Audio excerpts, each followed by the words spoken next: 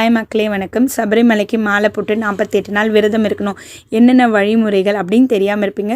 So உங்களுக்கான video தாங்க இது. 48 நாள் விரதம் இருக்கிறீங்க, ஸ்டார்ட் பண்ணுறீங்கன்னா அதுக்கு முன்னாடி 3 நாள் கண்டிப்பாக விரதம் ஸ்டார்ட் ஆகிடும்.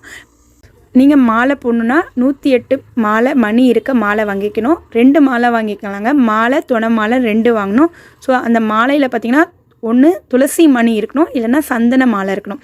ஸோ மாலையோட முதல் கவுண்ட்லேருந்து முடிகிற வரைக்குமே 108 கவுண்ட் தான் இருக்கணும். சர்க்கிள் 108 அதுக்கப்புறம் ஒன்று அப்படிலாம் இருக்கக்கூடாது. கீழே ஐயப்பன் டாலர் வச்ச மாதிரி உங்களுக்கு பிடிச்ச மாதிரி வாங்கிக்கலாம்.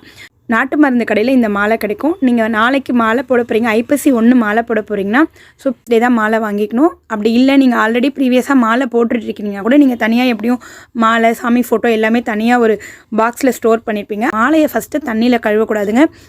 ஃபஸ்ட்டு பாலில் ஊற வைக்கணும். பாலில் எவ்வளோ நேரம் எவ்வளோ நாள் ஊற வைக்கணும்னா ஸோ நைட்டே நீங்கள் பாலில் மாலையை ஊற வடிச்சணும். நீங்கள் எந்த மாலை ஒன்றா போடலாங்க, அது உங்களோட விருப்பம் சம்மந்தப்பட்டது. காலையில் எழுந்து சுத்தமான தண்ணியில் கழுவிட்டு அதுக்கப்புறம் மாலை போட்டுக்கலாம். உங்கள் வீட்டு அருகாமையில் பக்கத்தில் எந்த கோவில் இருந்தாலும் மாலை போட்டுக்கலாம். நீங்கள் மாலை போடும்போது கோவிலில் குருக்கள் இருந்தால் அவர்கிட்ட போட்டுக்கலாம், இல்லைன்னா குருசாமிகள் இருப்பாங்க. கார்த்திகை ஒன்றுனா கண்டிப்பாக கோயிலில் குருசாமிகள் இருப்பாங்க, அங்கே போட்டுக்கலாம். வீட்டு பக்கத்தில் முருகர் கோயில், பிள்ளையார் கோவில், எந்த கோவில் இருந்தாலும் நீங்கள் போட்டுக்கலாம். அம்மன் கோவிலில் கூட போட்டுக்கலாம். உங்கள் பக்கத்தில் எந்த கோவில் நியர்பை இருக்கோ அங்கே போட்டுக்கலாங்க.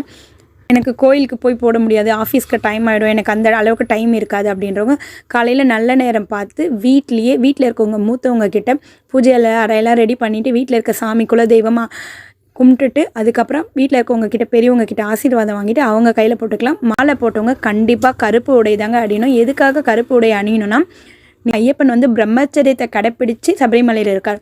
ஸோ நீங்கள் அவரை பார்க்க போகிற நீங்களும் அந்த பிரம்மச்சரியத்தை கடைப்பிடிச்சு இருக்கணும். உங்களுக்கு எந்த ஒரு துன்பமும் வந்துடக்கூடாது. அந்த அடையாளத்தை நோக்கமாக தாங்க கருப்பு உடை அணிகிறோம். கோவிலேருந்து மாலை போட்டவங்க வீட்டுக்கு வந்துட்டாங்க. உங்கள் சாமி மாலை போட்டு வீட்டுக்கு வந்த பிறகு அவங்களுக்கு கண்டிப்பாக பாத பூஜை பண்ணணும்.